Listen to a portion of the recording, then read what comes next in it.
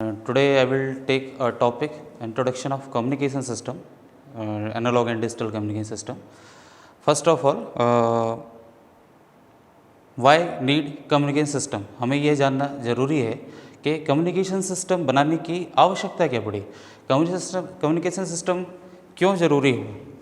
सबसे पहले उसके पहले हम बात करेंगे कि what is communication. Communication means exchanging of the information or words or message between one end to another end. दो सिरे या दो लोगों के बीच में इंफॉर्मेशंस या मैसेज का आदान प्रदान कम्युनिकेशन कहलाता है। ठीक है, हम दो लोग आपस में बात कर रहे हैं, ये भी कम्युनिकेशन है। मैंने अपनी बात सामने वाले से की, सामने वाले ने अपनी बात मुझसे की, ये कम्युनिकेशन है। लेकिन जैसे जैसे दो लोगों के बीच में डिस्टेंस बढ़ती जाती है तो हमारा जो कम्युनिकेशन है, कम्युनिकेशन की स्ट्रेंथ है, सुनने की जो क्षमता है वो कम होती जाती है। डिस्टेंस और ज़्यादा बढ़ जाए और कम सुनाई देता, बहुत ज़्यादा डिस्टेंस बढ़ जाए तो सुनाई नहीं देता। ये सबसे बड़ा रीज़न है कम्युनिकेशन सिस्टम बनाने का।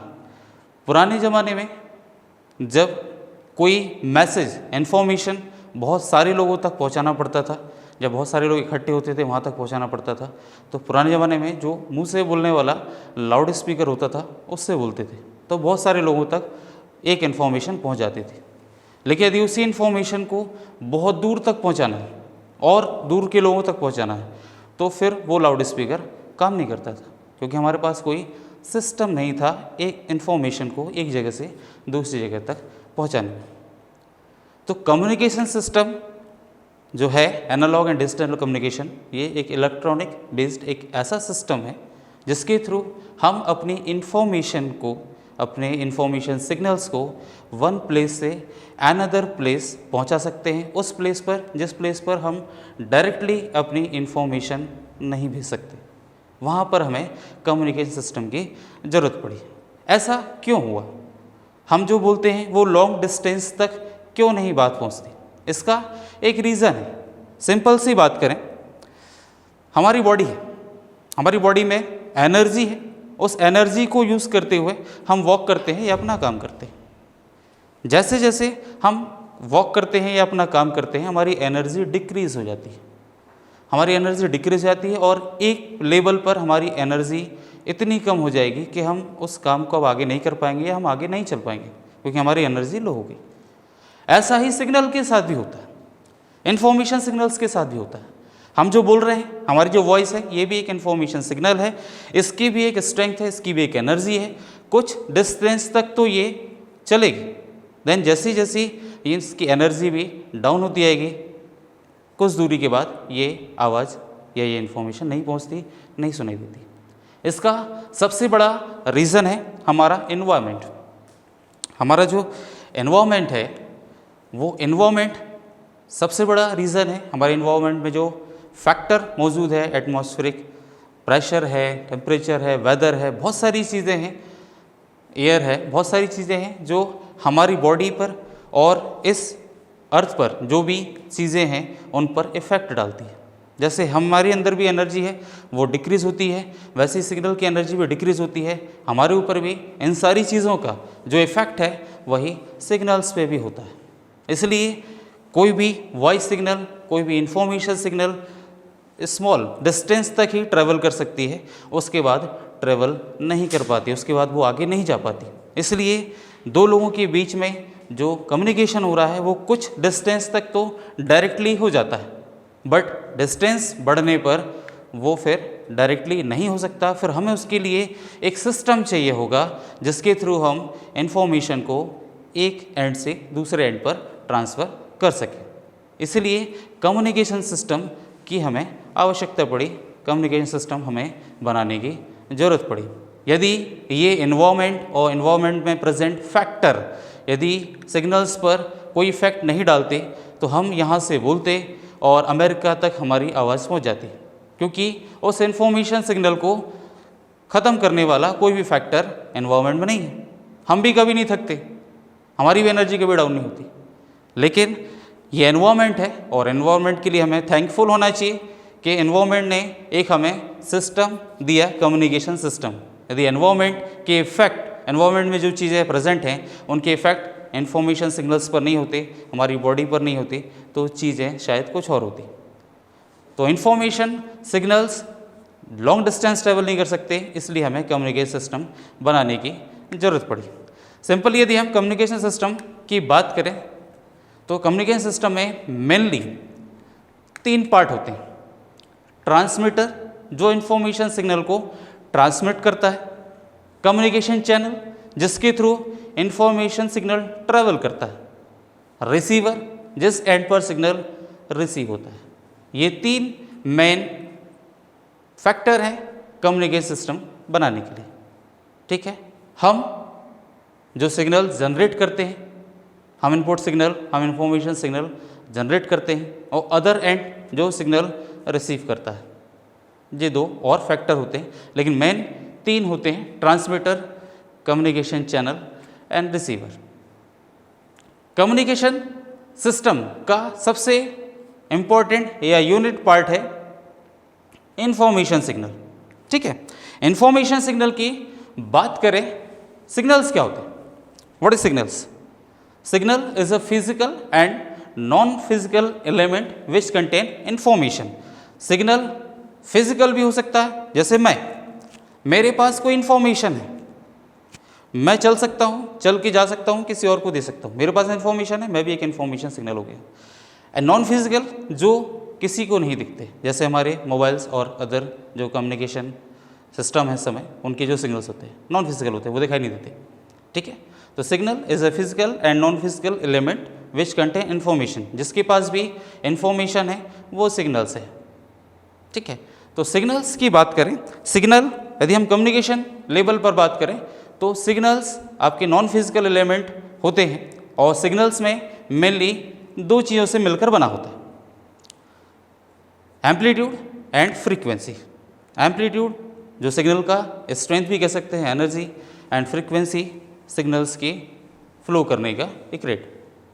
फ्रीक्वेंसी सिंपली हम बात करें इन्फॉर्मेशन सिग्नल, यदि मैं एक्सप्लेन करूं कि सिग्नल्स क्या होते हैं, सिग्नल्स में स्ट्रेंथ और फ्रीक्वेंसी का क्या रोल है, जो हम हॉरिजॉन्टल एक्सिस पर फ्रीक्वेंसी और वर्टिकल एक्सिस पर वोल्टेज जो कि एम्पलीट्यूड है यह शो कर रहे हैं, इसका मतलब क्या होता है। सिंपली मैं आपको एक एग्जांपल दूं, जैसे मैं खड़ा हूं, मैं सपोज एक इन्फॉर्मेशन सिग्नल, ठीक है, मेरे अंदर एनर्जी है, उस एनर्जी को यूज़ करके मैं चल सकता हूं। ठीक है, तो मेरे पास एक इन्फॉर्मेशन है जो मुझे किसी और को देनी है, मेरे अंदर एनर्जी है, मैं चल सकता हूं। चलूंगा मैं जब मेरे कदम आगे बढ़ेंगे 1 और 2। ठीक है, ये 2 स्टेप मैंने आगे बढ़ाए, 2 स्टेप के बीच का जो डिस्टेंस है ये मेरी फ्रीक्वेंसी हो जाएगी। मेरी फ्रीक्वेंसी है कि मैं इतने फुट फ्रीक्वेंसी रेट से आगे बढ़ता हूँ, और मेरी जो एनर्जी है वो एम्पलीट्यूड का काम करेगी, और मेरे पास जो इन्फॉर्मेशन है वो मैसेज का काम करेगा। तो जैसे जैसे मैं अपने फुट आगे बढ़ाऊंगा उस फ्रीक्वेंसी रेट के साथ मैं आगे बढ़ूंगा, वो मेरी फ्रीक्वेंसी हो गई, और मेरे अंदर जो एनर्जी है, जो एनर्जी यूज़ हो रही है मुझे चलने में, वो मेरा एम्पलीट्यूड है, मेरा स्ट्रेंथ है। सेम सिग्नल्स में भी ऐसा ही होता है, जो हम हॉरिजॉन्टल एक्सिस पर फ्रीक्वेंसी शो करते हैं और वर्टिकल एक्सिस पर वोल्टेज, करंट, पावर जो भी हम शो करते हैं वो एम्पलीट्यूड होता है। ठीक है, कम्युनिकेशन सिस्टम की बात करें तो कम्युनिकेशन सिस्टम में मेनली 2 टाइप्स के सिग्नल्स होते हैं। There are 2 types of signal in communication system used with analog signals and digital signal. What is analog and what is digital signal? Communication system भी 2 अलग अलग पार्ट को mix करके बनाया गया है, analogue communication system and digital communication system, जिसमें signals analogue में एनालॉग सिग्नल यूज होते हैं और डिजिटल कम्युनिकेशन सिस्टम में डिजिटल सिग्नल यूज होते हैं। एनालॉग सिग्नल एक्चुअल में कंटिन्यूअस सिग्नल है, कंटिन्यूअस इन द सेंस कि आप टाइम के अकॉर्डिंग, हम इसमें स्लाइड्स में देखें, टाइम के अकॉर्डिंग या फ्रीक्वेंसी के अकॉर्डिंग, जैसे जैसे फ्रीक्वेंसी बढ़ेगी वैसे वैसे ही एम्पलीट्यूड कम भी हो सकता है, ज़्यादा भी हो सकता है। आप किसी भी टाइम पर, किसी भी पॉइंट पर आप चेक करेंगे तो आपको वहाँ वैल्यू वेरी करती हुई दिखाई देगी। मीन्स आपका सिग्नल क्या है, कंटिन्यूअस है, वो एनालॉग सिग्नल्स होते हैं। नीचे ही आपको स्लाइड्स में डिजिटल सिग्नल्स भी दिख रहे हैं। डिजिटल सिग्नल में आपको सीधे सीधे इंटीजर फॉर्म में सिग्नल्स दिख रहा है, मीन्स t = 1 पे एक एम्पलीट्यूड है, लेकिन 1 से 2 के बीच में नहीं है। 1 से 2 के बीच में क्या हो गया, डिसकंटिन्यू हो गया। 2 पर फिर आपको एक एम्पलीट्यूड मिलेगा, 2 के बाद 3 पर है, 2 से 3 के बीच में कोई एम्पलीट्यूड नहीं है, फिर डिसकंटिन्यू हो गया। डिजिटल सिग्नल डिसकंटिन्यूअस सिग्नल्स होते हैं जो कि इंटीजर या बाइनरी फॉर्म में शो किए जाते हैं, दिखाए जाते हैं, बाइनरी फॉर्म में होते हैं। एनालॉग सिग्नल को हम इलेक्ट्रिकल सिग्नल्स भी कहते हैं। तो ये 2 टाइप के मेन सिग्नल्स आपके कम्युनिकेशन सिस्टम का बेस हैं, जिनके थ्रू हम कम्युनिकेशन करते हैं। अब कम्युनिकेशन में हमने ये बात कर ली, इंट्रोडक्शन के टाइम पे हमने ये बात की कि कम्युनिकेशन सिस्टम बनाया क्यों गया, कम्युनिकेशन सिस्टम की ज़रूरत क्या पड़ी। हमने पहले ही बताया कि हमारा जो इंफॉर्मेशन सिग्नल है, मैसेज सिग्नल है, उसके पास इतनी स्ट्रेंथ नहीं होती कि वो खुद ही ट्रेवल करके एक एंड से दूसरे एंड पर चले जाए, क्योंकि वो वीक सिग्नल होता है। इंफॉर्मेशन सिग्नल वीक सिग्नल होता है। उस वीक सिग्नल को एक एंड से दूसरे एंड पर पहुंचाने के लिए ही तो हमने कम्युनिकेशन सिस्टम बनाया है। तो उस वीक सिग्नल को एक एंड से दूसरे एंड पर पहुंचाने के लिए एक प्रोसेस होती है जो कि कम्युनिकेशन सिस्टम का बहुत ही इम्पॉर्टेंट पार्ट है, मॉड्यूलेशन। मॉड्यूलेशन क्या है? सिंपल सी भाषा में यदि मैं आपको समझाऊं कि मैं एक इन्फॉर्मेशन सिग्नल हूं, मेरे पास एक जानकारी है, एक इन्फॉर्मेशन है, और मुझे उस इन्फॉर्मेशन को दमोह पहुंचाना है या भोपाल पहुंचाना है। ठीक है, मुझे उस इन्फॉर्मेशन को भोपाल पहुंचाना है। यदि मैं खुद ही चलना स्टार्ट करूं, मैं खुद ही पैदल चलना स्टार्ट करूं, तो मैं कुछ दूरी तक चल पाऊंगा, उसके बाद मेरी एनर्जी खत्म हो जाएगी और मैं भोपाल नहीं पहुंच पाऊंगा। इन्फॉर्मेशन भोपाल नहीं पहुंच पाएगी, कम्युनिकेशन अधूरा रह गया। लेकिन यदि मुझे भोपाल जाकर इन्फॉर्मेशन देनी है तो मैं किसी व्हीकल का यूज़ कर सकता हूँ, बाइक से जा सकता हूँ, कार से जा सकता हूँ, बस से जा सकता हूँ। बाइक है, कार है या बस है, इनके पास इन्फॉर्मेशन नहीं है, इनके पास कोई इन्फॉर्मेशन नहीं है। बस के पास, कार के पास कोई इन्फॉर्मेशन नहीं है, लेकिन इनकी एनर्जी मेरी एनर्जी से बहुत ज़्यादा है। ये लॉन्ग डिस्टेंस पर ट्रेवल कर सकते हैं, इसलिए मैं इनका उपयोग कर रहा हूँ। मैं इस पर बैठ के जा रहा हूँ, भोपाल में जाके इन्फॉर्मेशन ट्रांसफ़र कर रहा हूँ, कम्युनिकेशन पूरा हो रहा है। सिंपल सी बात है कि वीक सिग्नल को एक एंड से दूसरे एंड पर जाने के लिए एक स्ट्रॉन्ग सिग्नल की ज़रूरत होती है। वो स्ट्रॉन्ग सिग्नल जिसके पास कोई इन्फॉर्मेशन नहीं है, लेकिन वो लॉन्ग डिस्टेंस पर ट्रेवल कर सकता है। तो वीक सिग्नल स्ट्रॉन्ग सिग्नल के साथ लॉन्ग डिस्टेंस पर ट्रेवल करके कम्युनिकेशन को पूरा करते हैं। यही प्रोसेस मॉड्यूलेशन है।